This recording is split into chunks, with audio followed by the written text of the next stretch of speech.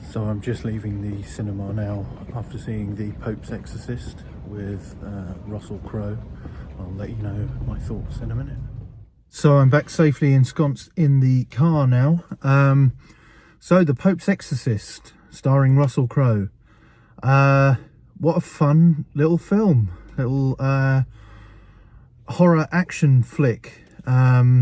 It started out with what I feared was going to be a continuing thread, which is the American family it didn't start like that, but it quickly introduced us to an American family who were recently bereaved, and had inherited an abbey in Spain, the Abbey of San Sebastian, I think it was.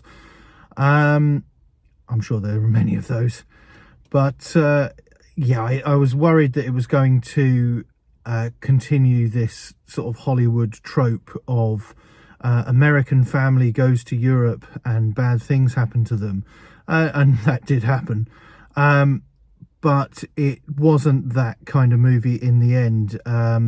There was a sort of double thread at the start with Russell Crowe's character, Father Gabriele Amorth, who I've made a video about previously, which I'll link in the description.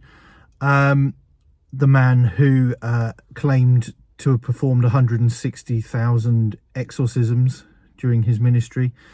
And he was up before the Vatican head honchos for playing a bit of a trick on someone who thought that they were demonically possessed, and I won't spoil it for you here, but he did some things which were a bit unorthodox, so he was in trouble. But he has the main man of the Pope on his side, so he's golden in that sense.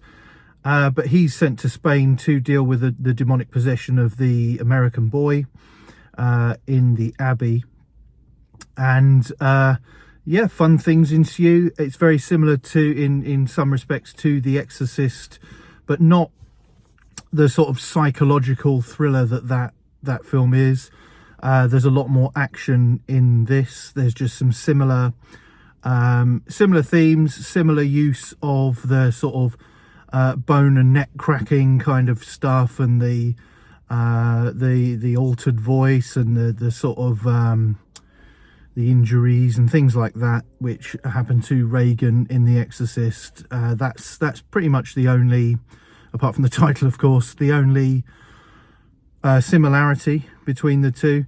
At one point, it actually became vaguely Indiana Jones-like, as Amorth and a local Spanish priest explore further into this chapel or abbey, and discover all kinds of horrible nasties. There are lots of nice, interesting historical elements to it, in particular references to the Spanish Inquisition, demonology, obviously, which is fascinating and relates to a recent video I've done on the Nephilim, or the fallen angels.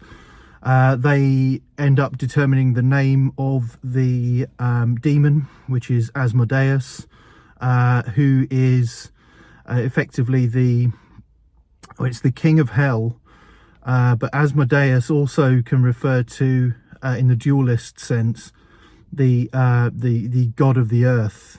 There was a dualist tradition which stems from Bogomilism into or from the Manichaeism of Persia into Bogomilism in Bulgaria, and spread further westward into France, into the Catharist tradition. Now, it's not a highbrow film, but it has these fun sort of highbrow Easter eggs, which I very much enjoyed. It's just a great film. It doesn't hang around too long.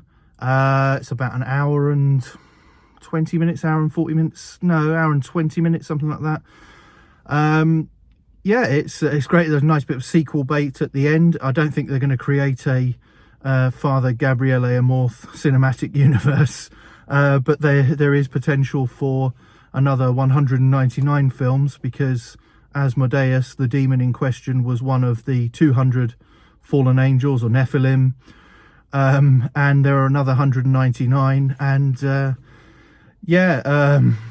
Amorth is sort of set the task. I mean, I don't know how accurate this is to the actual life of the man, probably not very, but yeah, lots and lots of fun. I like films like this in that there's not too much of a message to be digested. There are some interesting historical sort of nuggets in there, some nice bits of sort of religious mysticism, and it's nicely shot, very well shot. Some sort of spooky jump scare scenes, which you'd expect from a sort of horror movie. Yeah, go and see it. It's definitely worth seeing. That's it for this video. Don't forget to like, share, and most importantly, subscribe. Thanks for watching. Bye for now.